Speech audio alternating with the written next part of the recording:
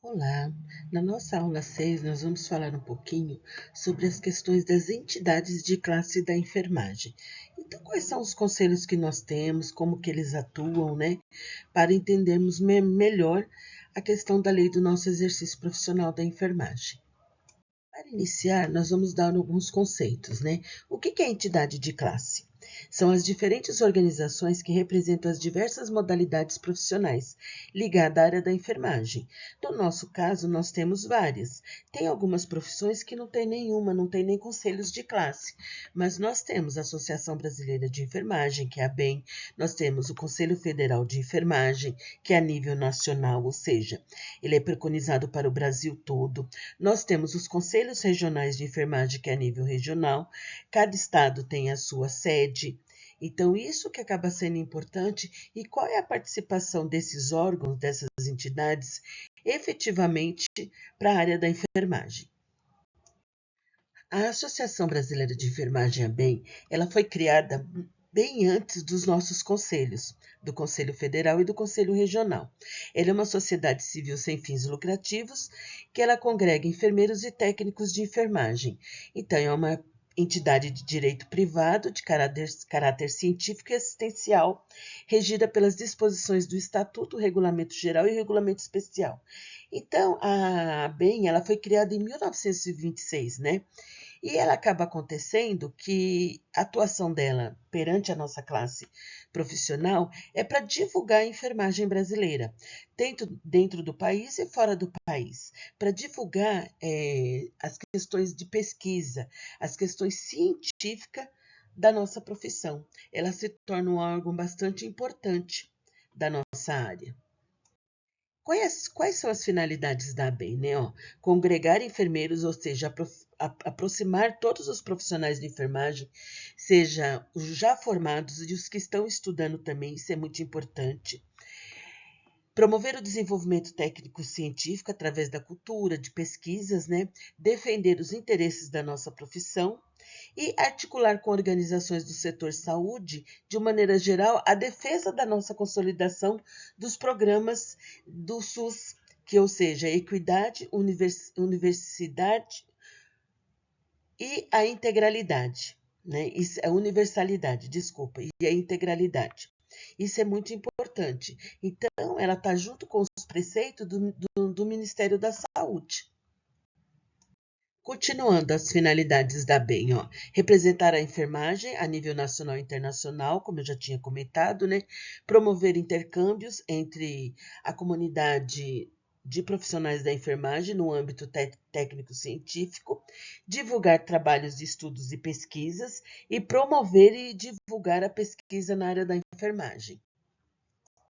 Ela também, a Associação Brasileira de Enfermagem, a ABEM, ela também adota medidas necessárias na defesa e consolidação da profissão, reconhece a qualidade de especialista dos profissionais, então ela preconiza provas que o enfermeiro, se ele tiver a expertise e tiver tanto tempo trabalhando, por exemplo, numa UTI, e ele não é pós-graduado em UTI, mas ele pode prestar uma prova de proficiência na associação e ter o título de intensivista regulamentado, ou seja, uma titulação específica, né? Tem articulação social e política os órgãos públicos, principalmente no Ministério da Saúde. Ela faz parte também da integralização de processos sociais, coordena e articula conselhos consultivos, ela faz parte do processo de reconhecimento de qualidade de especialista, que é essa prova de titulação que eu falei para vocês já. E para fazer parte da BEM é só se associar.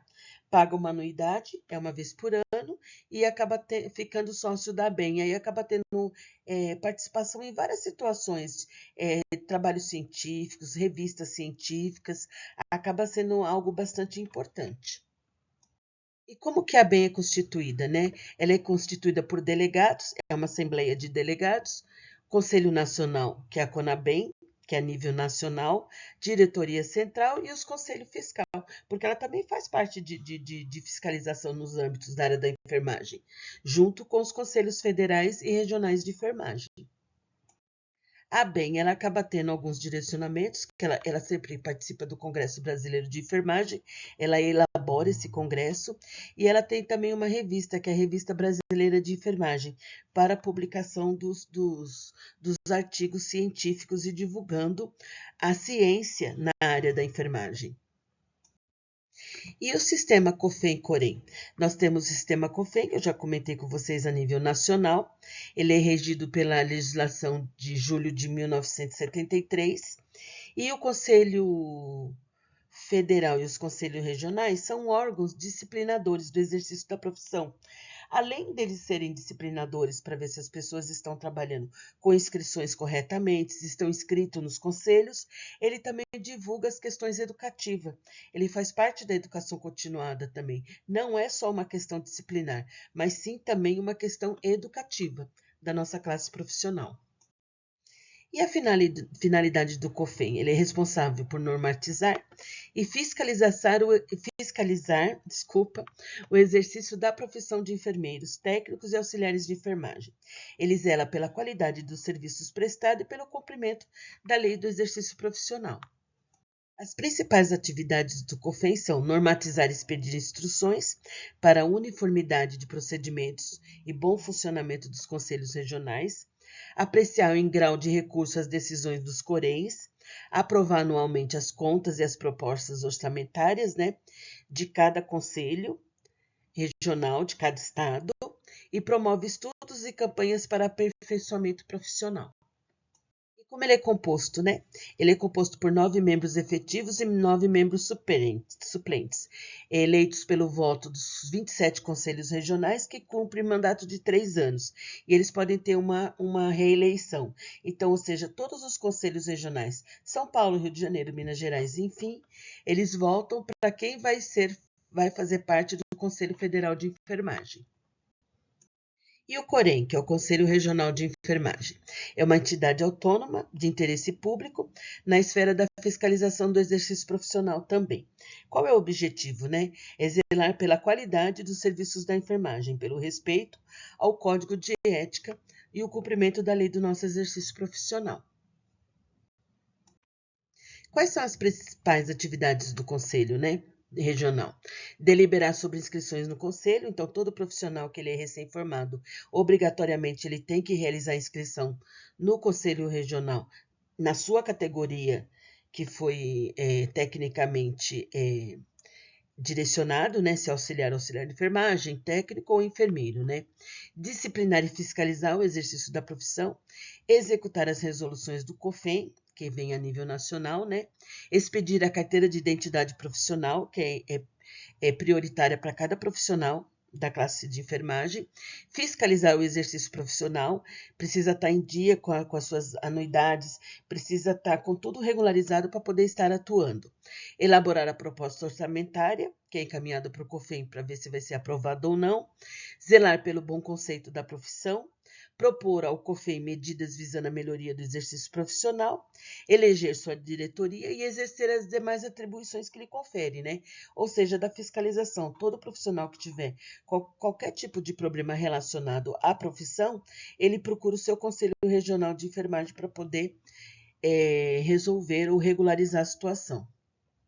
E aí o Conselho, ele é regido pelos próprios dirigentes que são inscritos. Então, nós podemos montar uma chapa de enfermeiros, técnicos e auxiliares e elaborar um projeto e encaminhar para o conselho. Quando tem as eleições, nós podemos fazer parte dessa chapa e ser votado ou não, e ganhar ou não, as eleições.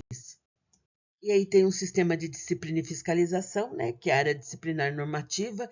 Então, por exemplo, na atividade da aula 5, eu coloquei algumas notícias para vocês elaborarem qual seria o capítulo e o artigo da lei do exercício profissional mais pertinente para aquela situação. É isso que o Conselho Regional faz. Diante dessas situações que ocorrem erros técnicos de enfermagem, os casos são encaminhados para o COREN.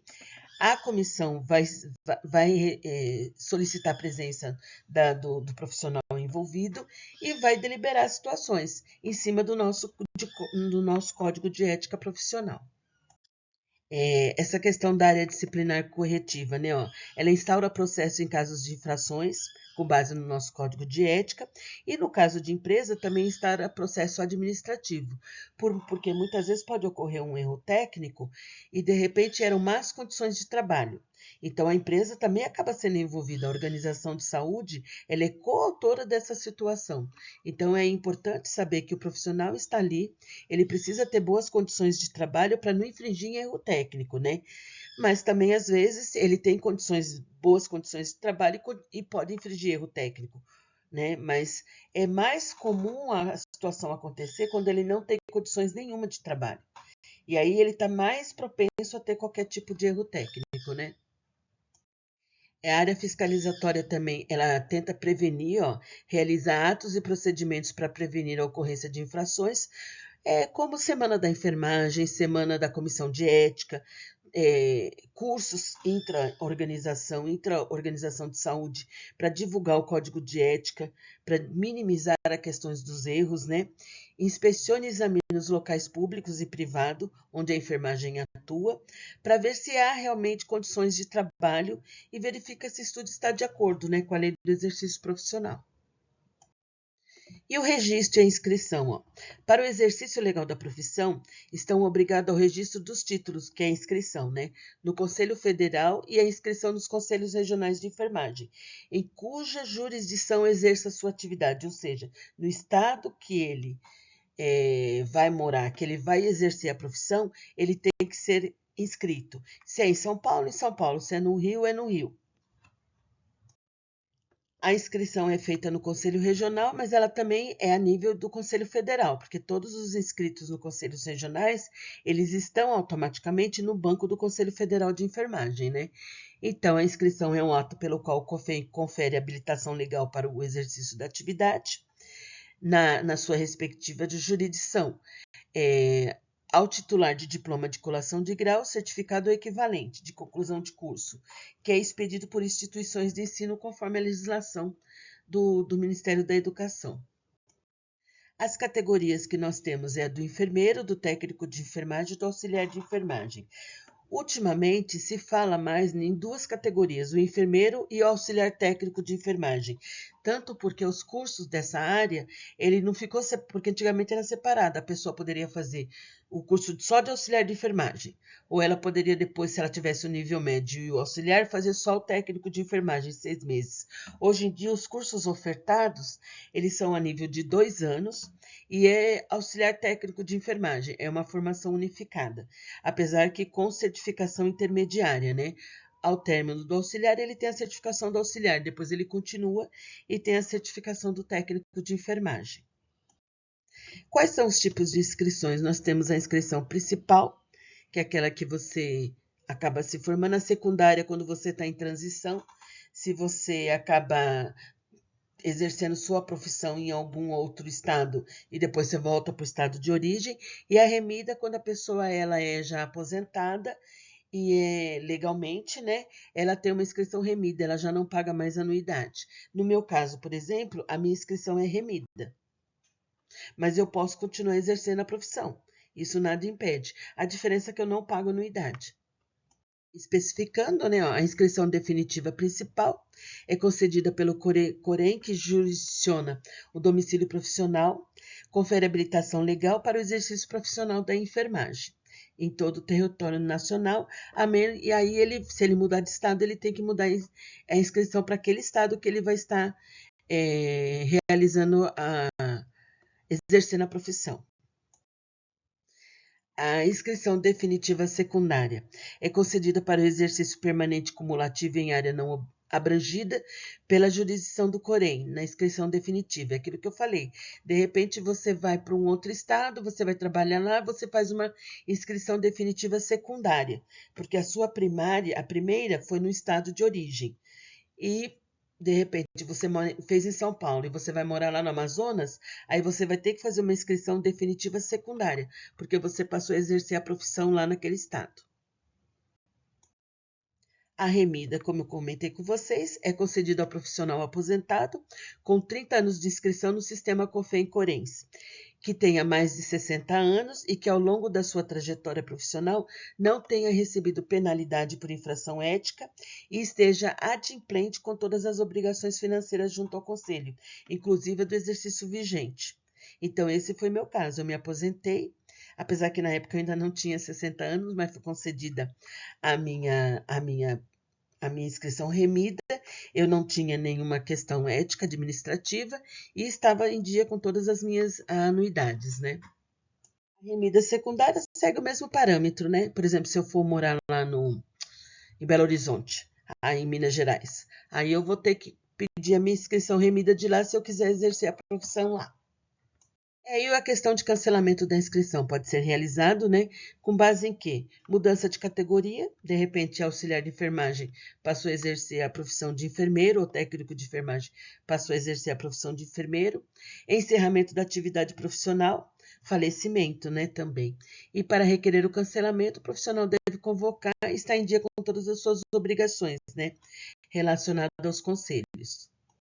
E assim, pessoal, nós finalizamos a nossa aula sobre os conselhos. É muito importante saber essas questões, porque o conselho ele nos aproxima, ele nos confere as questões dos direitos, dos deveres, o que nós podemos ter em relação à nossa profissão. E isso acaba sendo importante porque ela fortalece a lei do nosso exercício profissional e a nossa categoria profissional.